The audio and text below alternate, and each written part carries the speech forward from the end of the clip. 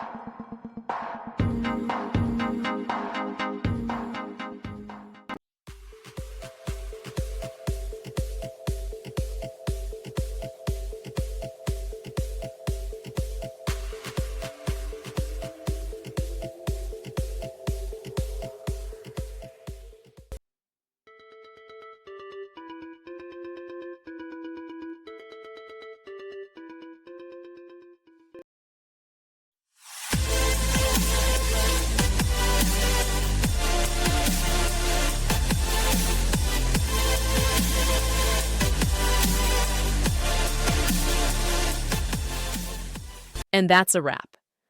I hope you found the answer you were looking for. If you did, take a second to hit that subscribe button. It really helps out. And let me know in the comments which solution worked best for you. See you next time in the Debug Zone.